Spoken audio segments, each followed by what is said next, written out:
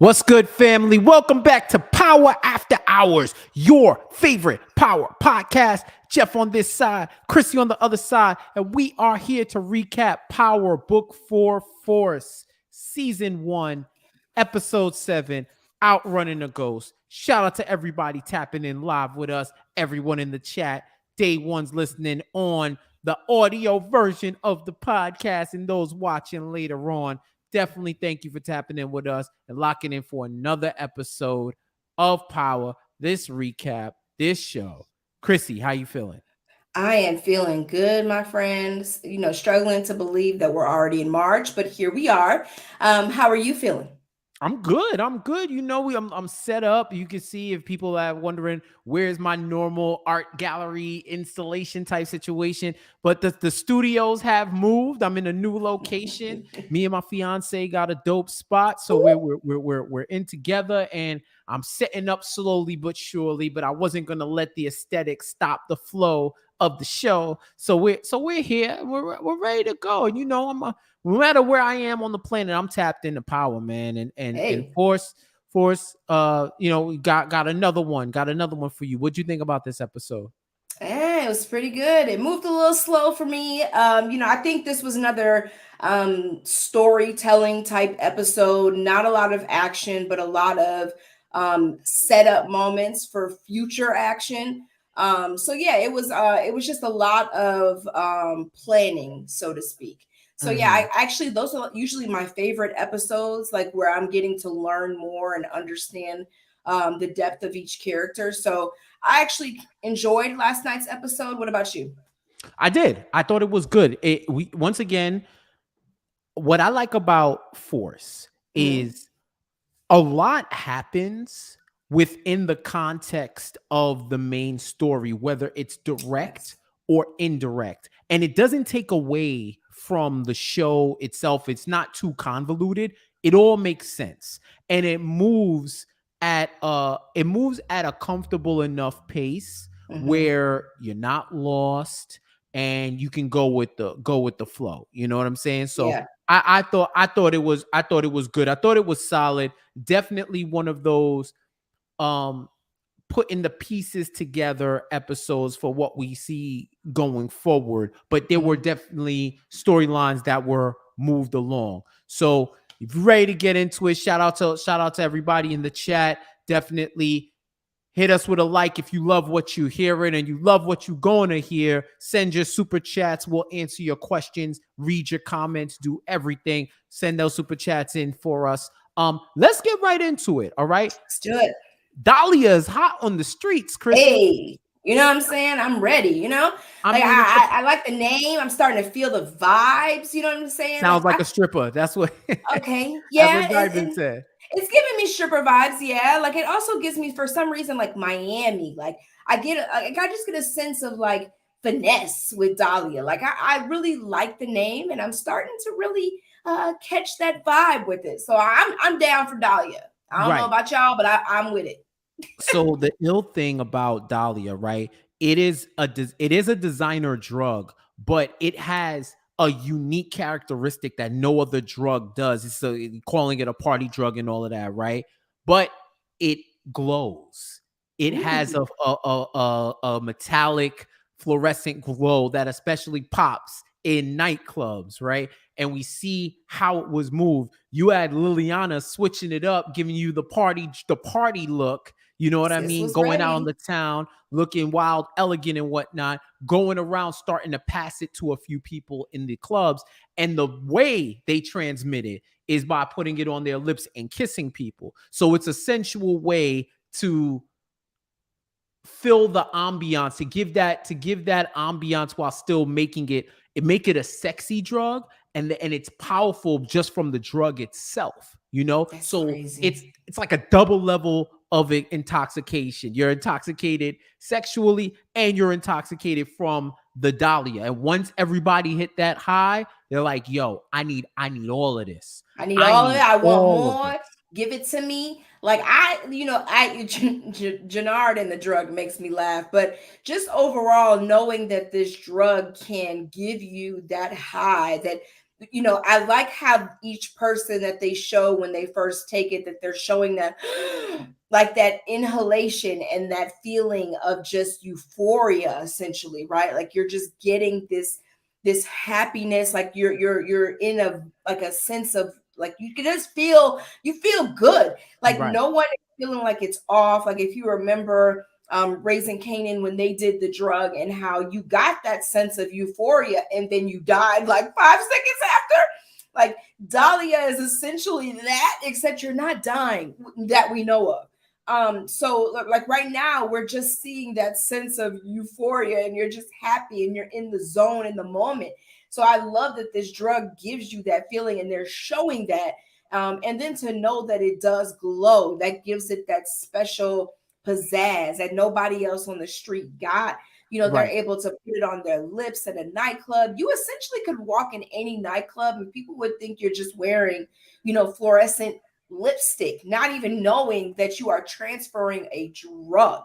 So I think that's pretty dope. I liked how they've been able to market it so far. I just wonder how long it'll be able to keep that that sense of newness Right. and like everybody's excited about it because that can only last for so long.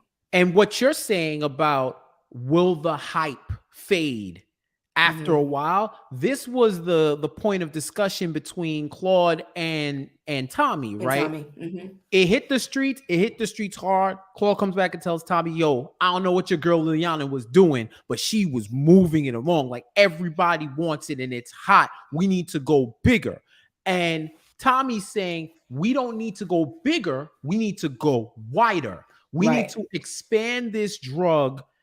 We need to make this affordable drugs." Like Tommy is trying to bring Tommy Care to the streets. You know what I'm saying? She's bringing Tommy Care to the streets in the form of Dahlia affordable highs. For it doesn't Affordable matter drugs. if you're a Wall Street banker or you're an everyday blue collar worker, you gonna Listen. get this drug. So he's telling her, and it's funny because he said, you getting a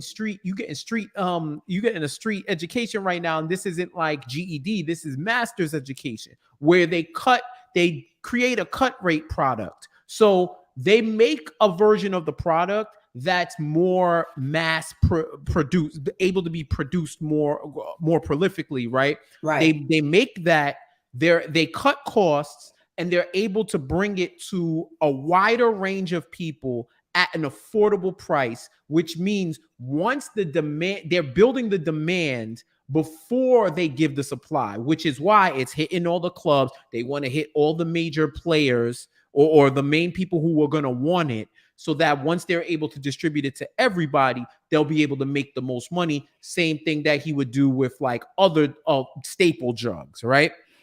So Claude's point of view is, yo, this is an exclusive drug. Right. We should keep it. We should keep it exclusive, right? We should keep it exclusive. Put it high end. And you know, she wants to keep it.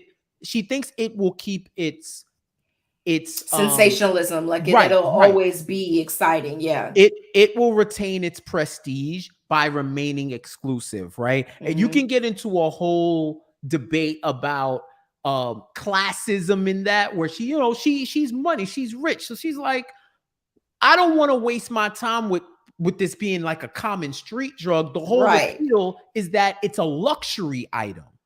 It's a luxury item. It's expensive and you may not need it, but you want it, right? Right. It's that type of thing. And Tommy is like, yeah, luxury items with drugs, party drugs can become a fad, right? Yep. Like you even think about how something like Molly, right, was in rap music for a minute. For like a couple of years, everybody was popping. Papa Molly, I'm sweating. Woo! Papa Molly, I'm sweating. When was the last time, real talk, you heard about Molly? I mean, Right? unless I'm listening to an old track. Right. When's the like? I mean, these new kids is on different shit, but they on them different shit. These kids, if you watch Euphoria, like you know, these kids is on one. Okay. Right. So, or if you watch Bel Air, they on that Carlton Banks. They on that Xannies. They doing the Xan. But like you think about it, like those certain kind of drugs you hear about here today, gone tomorrow. He Gone. doesn't want. He's trying to tell her this is the way. And This he's is been the in the way. game long enough to know these Right. type of things. And that's another thing that Tommy brings to the table that they don't realize. You know, they all think Tommy just came into the picture and he just, you know, is some guy who's just looking to make money. But Tommy is tested, he's tried, he's true. He's been in this game. He know how it works. Like there's nothing that you're going to bring to him in today, like in Chicago times, that he hasn't already tried in New York times. So Tommy is very he's not easily phased by anything that Claude is bringing to him. So it's easy for him to be able to, you know, assert his side and win because nothing he's saying isn't the truth. Like he knows what's going to happen here. And as much as Claude wants to keep it this elite product, which is AKA rich people products, you don't Right. want the streets having a hang. We get it, Claude, okay? Right. You know, Tommy knows that the only way to grow is to mass produce a product that is going to be available to just about everybody, you know, and I can get into a whole, you know, story about how the whole, you know, crack epidemic happened, but we're not going to do that. But I will say that once you expand to the masses, that's when the money is truly made. Right.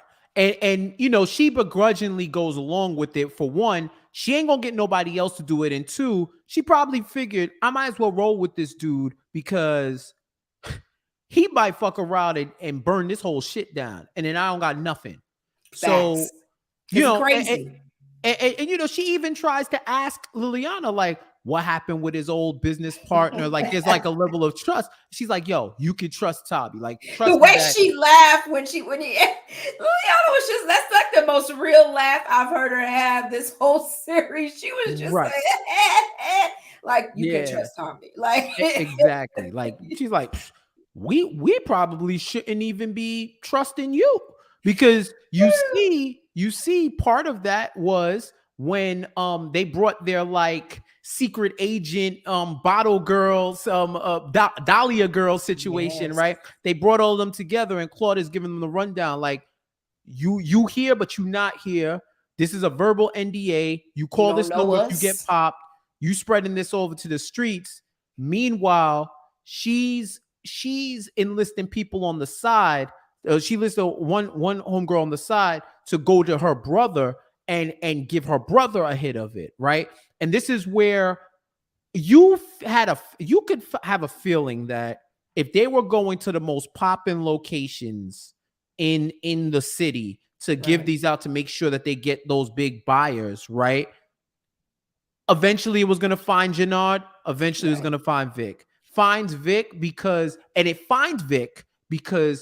Claude sends somebody to find Vic. Jannard, it was definitely had a more, once you saw the black girl, you knew she gonna be in the club Yeah. Jannard gonna be in, and she gonna find him, right? But would Vic have been there if things didn't happen the way they happened with Gloria? That's the other thing. And so, first of all, Tommy and Liliana is the duo we didn't know we needed. Like, I had no idea these two were going to be so good together. But the more and more every episode that I'm watching them interact and how they're both smart in their own way and what they are able to bring to each other creates such a beautiful team that I didn't see this happening in the beginning with the way things started off. And I just love the way that they trust each other right now. Like, Tommy trusts what she's bringing to him and vice versa. It's become more than money. It started off as money, and I think slowly this is becoming more than money. We don't, I don't know where it's going to go, but I can't tell you, like right now, it looks like it's moving beyond money, like not some type of relationship type shit. I don't think it'll ever get there, but I do think that their working relationship is becoming stronger, and she's becoming the partner that Tommy did not know he needed either. Right. And it's built that way. It's built that way for a couple of reasons, right? First off, she's really the only person that knows Tommy. And even Correct. she knows him surface level. But she knows enough of him where she can relate.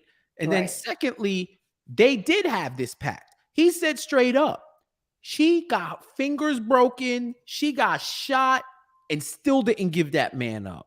Correct. So and had opportunities to kill him, and after their situation, didn't do it. So that was like the bond of trust that built to on another level where he's like, yo, you literally had my life in your hands and you chose me over the easier way out, right? Yeah. So that's another reason why it built. And you can see that even with their conversation that they had. The name of the episode is Outrunning a Ghost. And you can tell that part of this episode is showing how Ghost still looms in the back of his head in his movements and stuff that he does, right? First part where Ghost is like haunting Tommy. That's what it is. That's what he's outrunning. It's almost like he's haunting him, right? First way is when he has that conversation with Liliana, because part of the way that they're going to mass produce Dahlia is by the chemist finding another compound. Now, the issue with it was she built the compound, the complexity of the compound, so that no one could ever duplicate it. That's why Liliana wasn't able to break it down. She even makes a comment at the end when they finally do break it that you need MIT students to work on this day and night to break it, right? Half of MIT students, and that's a lot. Right. Right. So you part of the complexity was in it in the compound itself, and the part of the compound that caused it to glow and be fluorescent. That was the calling card along with the compound. And he's, in his own Tommy way, he's pressing her like, yo, you gotta get this done. Like, I don't care. Like, you have to work day and night. We gotta get this done. This is what it is. And Lauren, the chemist, her main concern was, one, the fact that it was going to take too long, and two, that it wouldn't be the same, right? It wouldn't be the same, where Tommy also flexes his expertise, where he's like, listen, coming from Tommy, basically telling her, it's your ego. You don't have to put a bow on everything or sign it. This is like your signature on your masterpieces. You don't need that. We need the effect. We don't need the sizzle with the sauce. We don't need it to glow in the dark, right, my G. Right. It's like, yo, you going to buy a car and it's like, yo, they putting all these rims and then you got moon roof, you got a roof on, you got a fluorescent, incandescent floor. You could see through the headlights. And you're like, fam, I just need to go point A to point B. Like, I don't need all of that. Like, as long as it's effective, I'm good to go, right? So that part where Ghost is haunting Tommy is when Liliana presses him about pushing Lauren. If you push her too hard, this thing is going to go up in smoke. And he says something that we've been saying about Tommy this whole episode. He was a corner boy, and people thought he was like a little dude, sideline dude, because that's what he was interested in. But this is the game, and this is all he's wanted to do. And he mentions people get to a point and want to do something different. Just like Ghost. Ghost was rolling with him until he got into truth as a way to clean the money, and then thought, yo, I could legitimize and be an actual businessman. I don't need to do this shit anymore. And Tommy feels that sense of abandonment, right? Because he's like, yo, y'all leaving me when we were supposed to be in this for life. But now y'all find all these other things to do. And this is what I want to do. I finally have my own. And he could probably see it's kind of slipping away, and he doesn't want that to happen. And that's one of the ways in which they bond, where she says, yo, you not Ghost. You got your own shit and you're going to make it happen, but you can't, you can do, but you can't OD, because when you OD, like this whole thing can blow up in your face.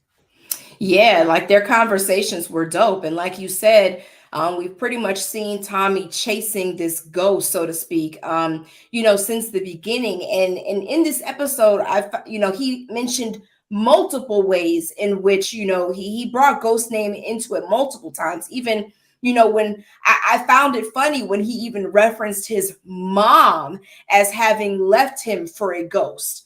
You know what I mean? Because, with Ghost having left Kate all that money, You know, and her just not being a parent at all. I mean, Kate is probably the like in terms of, there's a lot of bad TV parents, but Kate up there, she bad. And so, you know, I love that he even brought that to JP's attention, because JP at the end of the day just wants to meet his mom, right? But even letting him know that, like, my mom's left me to chase a ghost, like, and that's real talk. Tommy's felt nothing but disappointment in so many different ways in his life, that now when he actually has something that's his, that he can take and mold and make his own and build his own empire and not have to rely on someone else. Like, he is finally in this with and for himself. Right. And it's something that he needs to learn to appreciate, as opposed to, you know, play a little bit of offense instead of always playing defense. You know what I'm saying? Like, she's trying to get him to understand that aspect of the business. And I think that's why they do make such a good match, is because she's able to bring him back down when he's reaching that boiling point. So I'm all for them working together, because it seems to be working right now. Power After Hours, your favorite power podcast, tapping in, outrunning a ghost, season 1, episode 7 of Force. And JP, he definitely wants in the game, right? He wants in the game, and part of it is he doesn't want to be handed anything, right?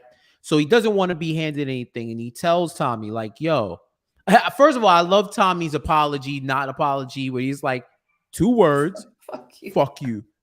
He's like, yeah. And they both understood that as, I'm sorry. I love it. I just love it. Yeah, exactly. So now that they got that out of the way, he's telling them, like, yo, I don't even want to be. And you know what? This is, I think, the smartest thing, one of the smartest things anyone ever said in the history of power. I could do the easy shit. I don't want to be on the street. I don't want to be on the corner. I don't want to have to get into shootouts. Bro, I'll do accounting. And it's funny. Another way Ghost is haunting him, right? Why don't we use my club? You got to move that money somehow. And he's like, yeah, I've been there, done that. Trust me, I've been there, I've done that. But the other way that Ghost is haunting him through JP is he tells him, the reason why I don't want you in this game is that people who get close to me end up getting hurt. And I don't want that. I don't want that to happen to you, especially when I just met you and you know, I just met you, your family, you're my blood. Nah, I don't want, this feels normal. I want it to remain. I want it to remain normal. And it would do that if it would remain normal if JP didn't bring up the fact that their grandmother had a stroke or an aneurysm. Health is doing bad. So he says, that's Kate's mom. He said, yo, maybe we should bring Kate to talk. And Tommy said, absolutely not. But really, what's Kate gonna do? She been in that home for how long? Where's Kate been? She made any decisions for her? Has she been there to visit? Like, seriously, even Tommy is like, what if push comes to shove, Kate isn't going to be the one that you want to make the decision here, okay? Because that woman cares about nobody and nothing but herself. Like, she's the most selfish individual. So I get JP wants to meet his mother, but that wasn't the avenue in which to approach Tommy with, to be like, hey, we should call Kate, because it's not going to fly here, buddy. Right. And you could tell, so the differences between him and Tommy, right, when it comes to Kate. He's been in his family. Forgiveness has been a big thing. They need to be able to forgive each other so that they can move on.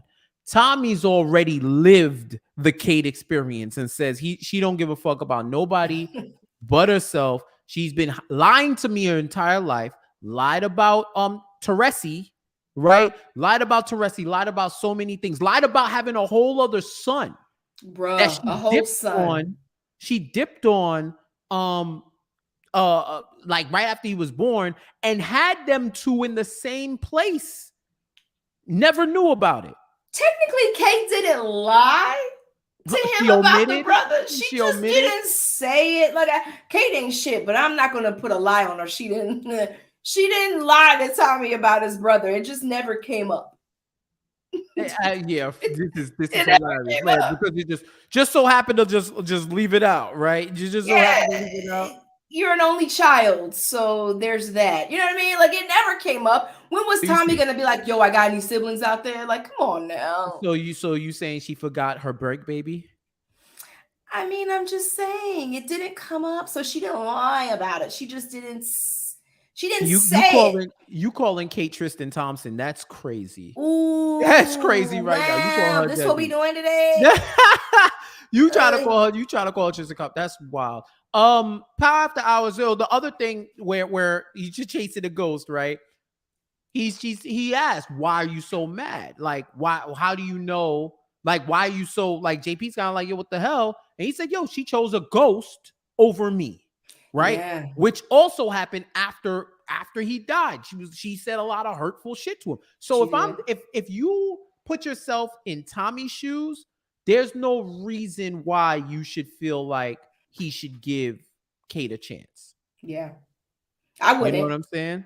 Kate ain't shit. Like literally, I would not give her a chance. I don't blame Tommy. I don't know. I feel like at some point they have to bring Kate back just for giggles.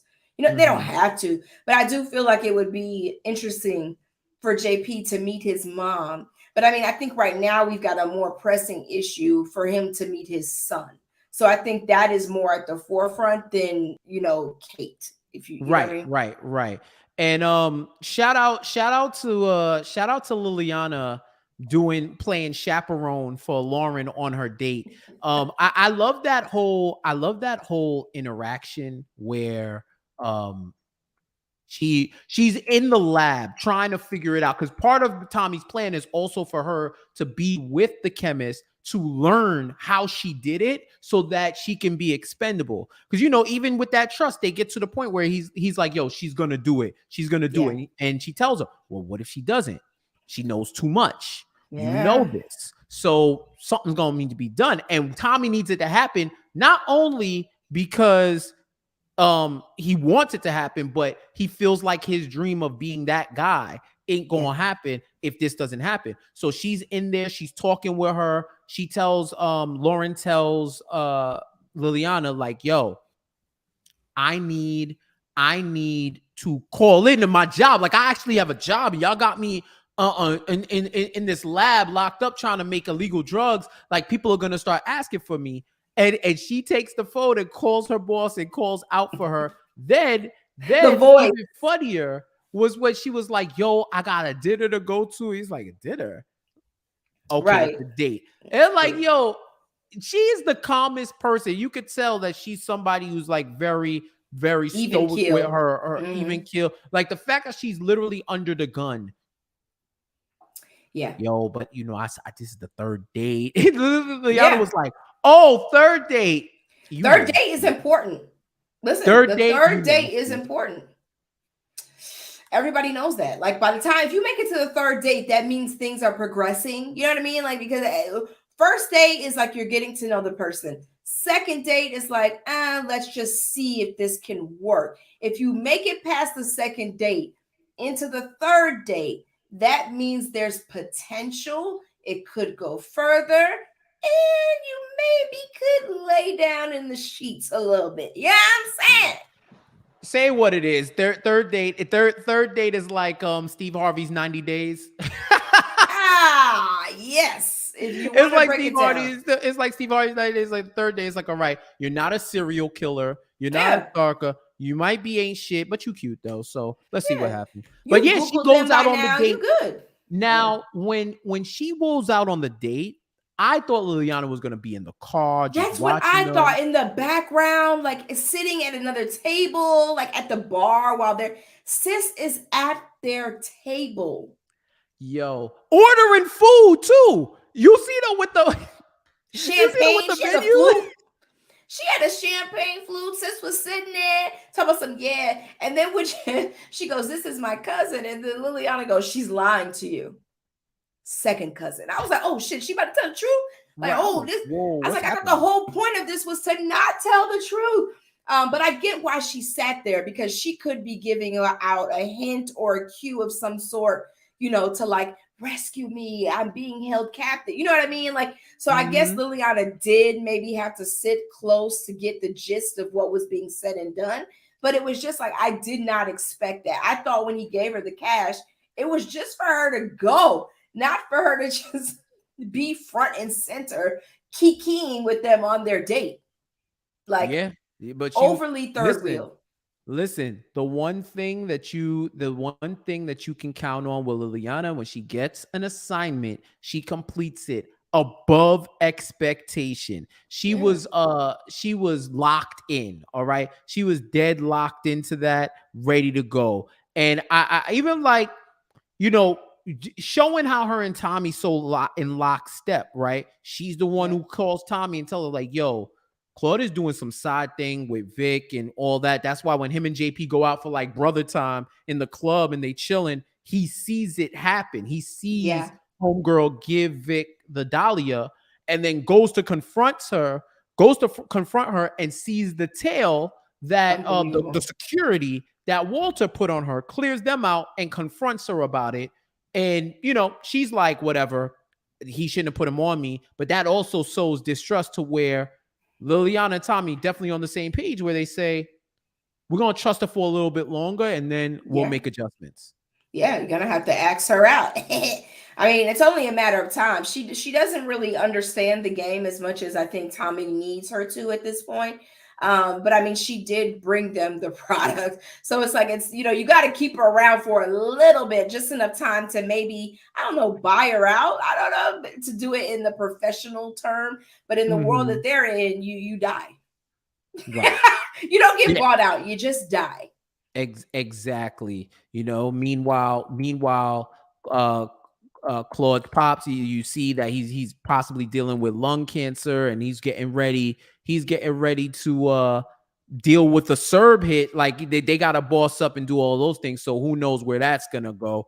Power After Hours, your favorite power podcast. Tapped into Power Book 4 Force, latest episode 7. Like the video, like this podcast right now, everybody in chat. Hit us with a like if you love what you're seeing. Definitely send us those super chats. You got your questions, your comments. We'll get them right up. Shout out to everybody watching on the replay. Get in the comment section. We'll get right back at you. And for our audio folks, listen along. And as always, Power After Hours Pod at gmail.com. If you can't join us live, we'll get to your comments later.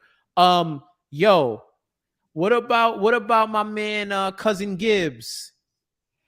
Who we talking about? Freddie Gibbs, the cousin from Gary, Indiana. Oh That was cousin. yes. Listen, this whole section with the DMAC, the Diamond Jannard DMAC Chronicles, right? This had a lot of stuff. So first off, It did. homie Blackston was on The Shy. Yeah. He's an actor and producer who was on The Shy. For those of y'all who watched The Shy, that brother came back. That brother's on the show. And then, D-Mac and Marshall, will you remember when they were hitting, when D-Mac, who we know is JP's son, when they were hitting the clubs, he was the dude that was like, yo, we gotta get out of here. Do this, da, da, da, da. Marshall was the one riding with him. So they present to the OGs their plan. This was like barbershop Shark Tank. This is the hood Shark Tank right now where they have to present their business idea. And the business idea was Marshall got a cousin. I love how he said, we got a cousin. We got a cousin. D-Back said, Marshall, I got a cousin. And Blackson was like, y'all two niggas related? Right. Nah. Not you nah. All right, you know what? And that was we. already out. For this reason, y'all niggas don't know genealogy. I'm out. This is terrible. It's like, why are you saying we, sir? Like, this is not how it works. Get it together. I what's getting me is that as much as Jannard and Diamond work well together, they still don't make decisions properly together. I don't understand how they bring in this idea for, to go ahead and expand and whatnot. And Diamond isn't sure. Jannard just jumps in and is like, let's do it without even doing any type of proper research. No recon, no nothing. He just ready to jump in. Whereas Diamond is a little bit more cautious. So I get that. But I don't understand at what point these two are going to understand each other. I think as much as I thought in last week's episode that they were going to make it and be okay working together, more and more I'm starting to think that one of them got to go. One of Yeah, them got to go. I need my guy D-Mac to learn the term courier. That's it. He was like, What yo, was that? I thought he was What gonna was say that? couture. Like, yo, Like it's hilarious. But yeah, and I love that they, of all places, they use Gary, Indiana, the Jackson's, Jackson yeah. Connect. I thought that was ill. But that dynamic between Jannard and Diamond, and he even says it. He even says it at one point when he brings him the Dahlia and tells him it's the cleanest high. Shot him to the rocket.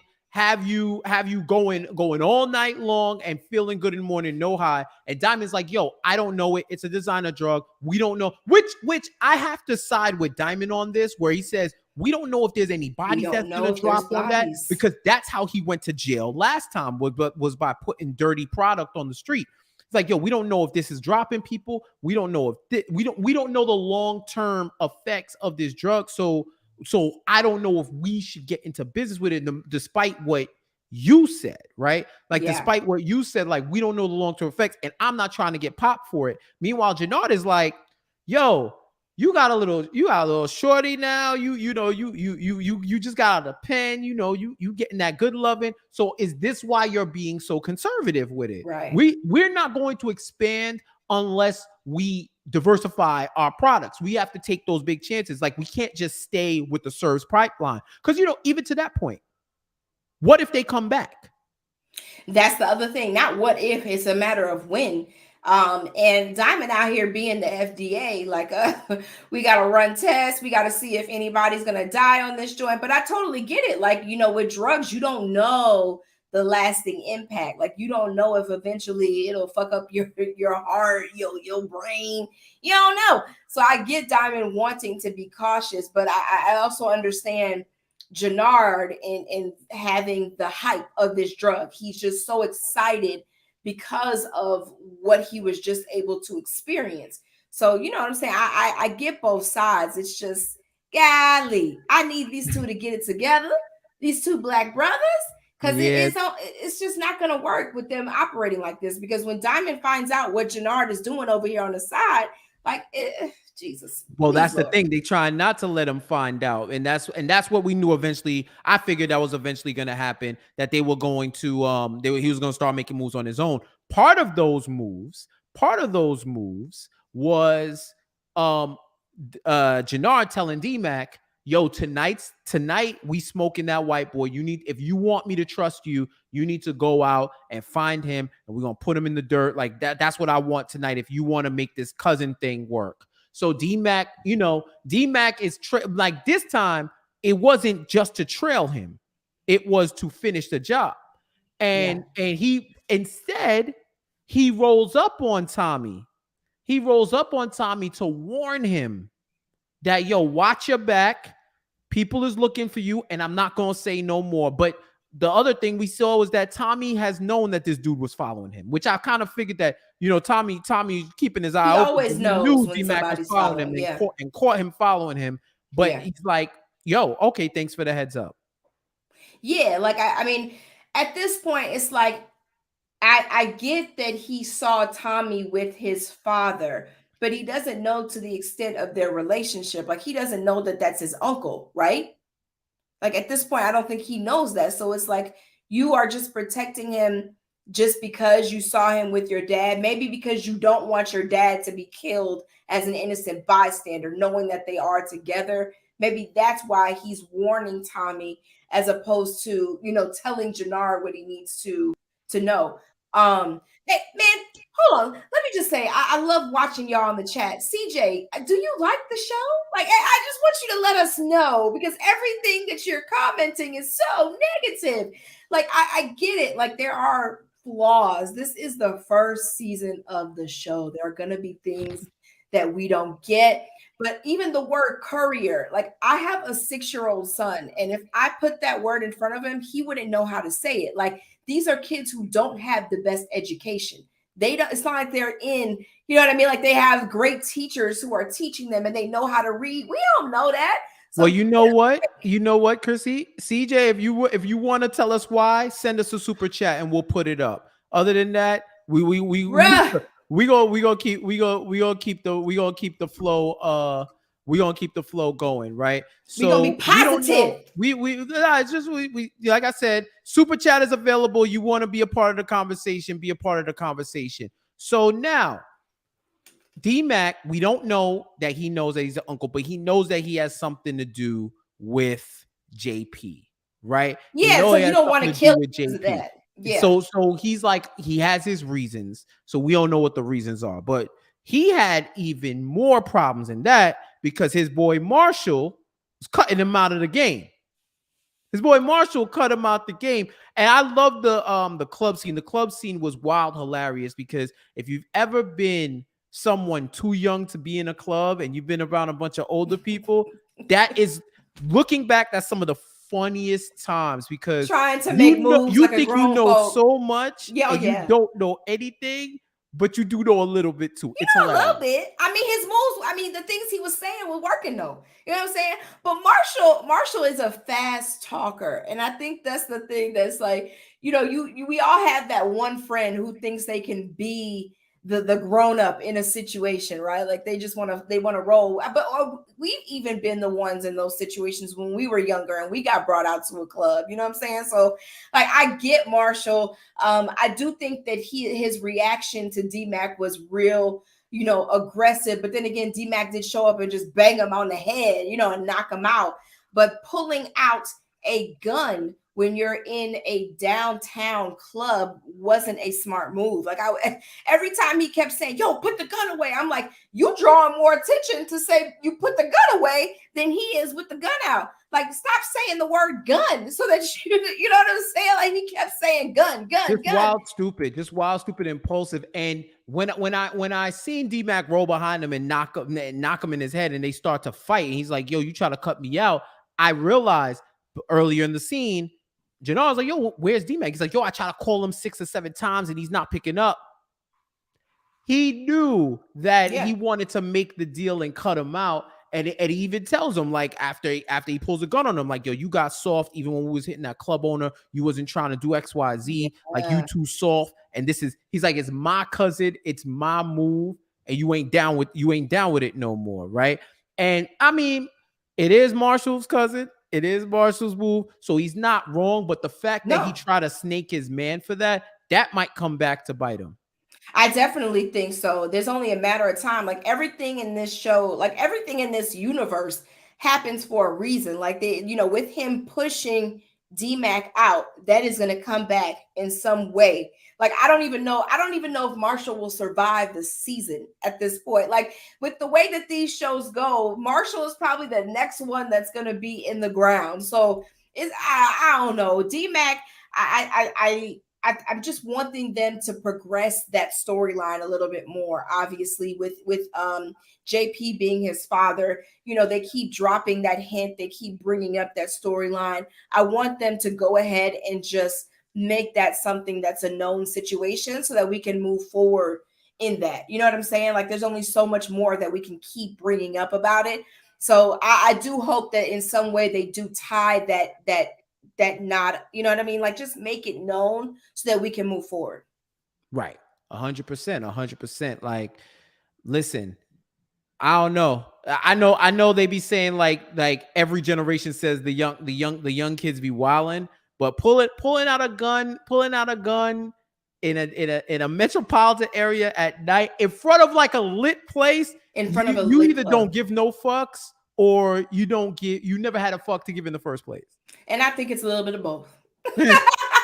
So yo, Freddie Gibbs had me crying in this thing, and for his little thing. I think it's cool to continue to have like rappers and artists and people on the show and just have him come in and he's like, when Jannar makes a comment about his eye, Marshall said, yo, he's a veteran, man. Chill. I started losing it. Said, can you see the future? With your good eye and all. And I was like, oh God. But why he told would you him, see he's like, well, I like you, cousin. And here's the product. And Jannar made a point to say, this is not a CBI move. Yeah, this is not a CBI move. This is all me. So don't say you working with CBI. You say you working with me. Two totally different things. You know what I mean? So, look, it's gonna be cool to see where that goes. and if that blows up in Jannard's face, I mean, because the drug is a good drug, though. You know what I'm saying? mm, Like, that we know of right now, we know it's a good drug. So it's like, it may be something where in the beginning it looks good and he makes the right move, right? But we just don't know how things are going to progress with this new drug that they just created, because they've taken things out to make it something else. So you just never know how things will flow. So I don't know. I want Jannard and Diamond to get it together, but it looks like that's never going to happen at this point. right. So But yeah, they might be aligned on Dahlia. But that's why Diamond goes to see correct. Tommy and is like, yo, what you know about? And funny enough, that's probably how Tommy wanted it to work. Excellent. Yeah, Where I think so. you don't know where it's coming from, but you could tell Diamond knew. All right, like you think about it, this dude just shows up in Chicago in a few weeks. There's a new product out. There's all Yeah. these things happening. He asks him what he knows. Tommy says, I've heard some stuff about it. And he challenges him. Why wouldn't you want to stick with what works? Coke Yeah. cash, Coke cash and you good to go and rinse repeat, right? And he tells him, Diamond tells him, this is the shit that'll rewrite the future, right? Yeah. This is the shit that'll rewrite the future. And him speaking like that means he is on Jannard's side, or eventually will come around to it, right? So I do think there's going to be certain places where Jannard and Diamond connect, and then depending on what's happening in the background, we don't know. So another thing is when D-Mac finally talks to him like, yo, what happened with that white boy? And he doesn't come through. What's going to happen to D-Mac, right? What's going to happen with this Adrian, this reporter who now we know she's we saw from the synopsis that she wasn't a reporter, but a little deeper is that she thought she was writing one story, but now her editor wants her to write a different story on Diamond, trying to take him down again, which is nuts.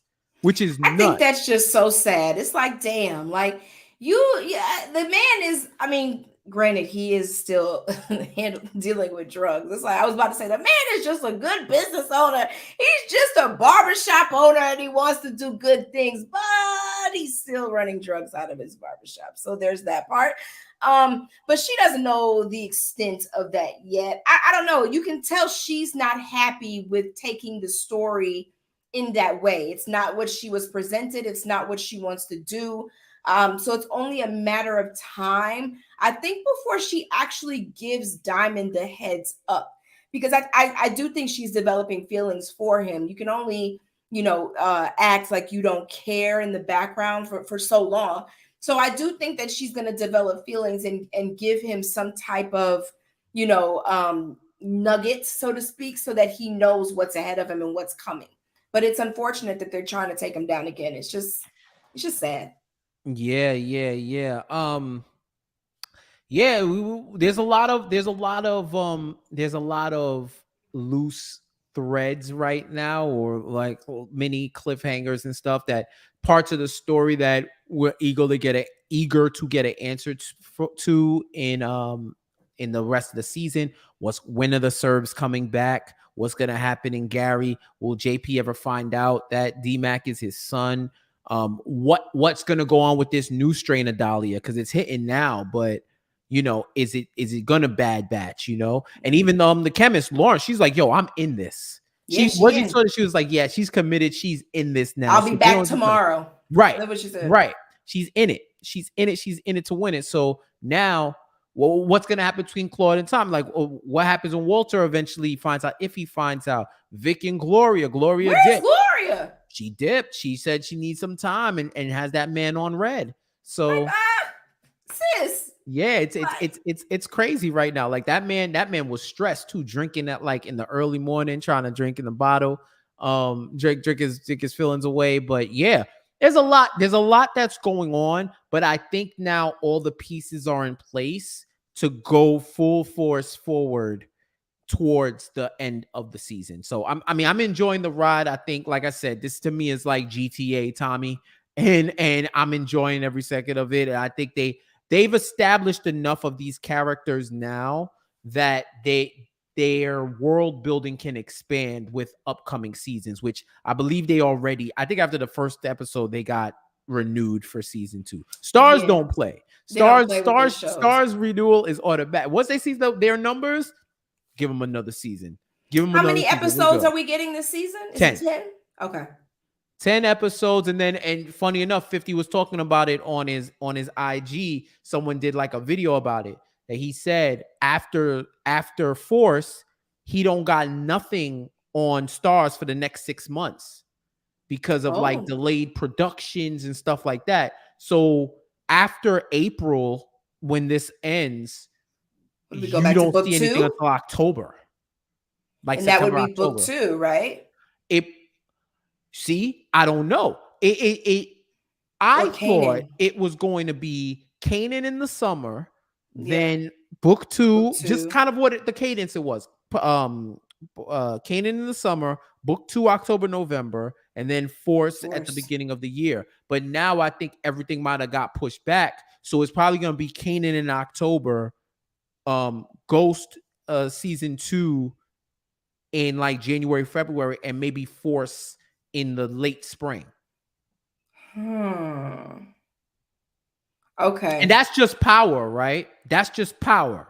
So yeah, BMF got to drop another season too. yeah. And then whatever else 50 got going on, because that is the Curtis Jackson network. So whatever else he got going on. But he said for 6 months, he don't got nothing on the network. Lord, Lord. Well, here we go. So, I whatever. So that means we get a 6-month break.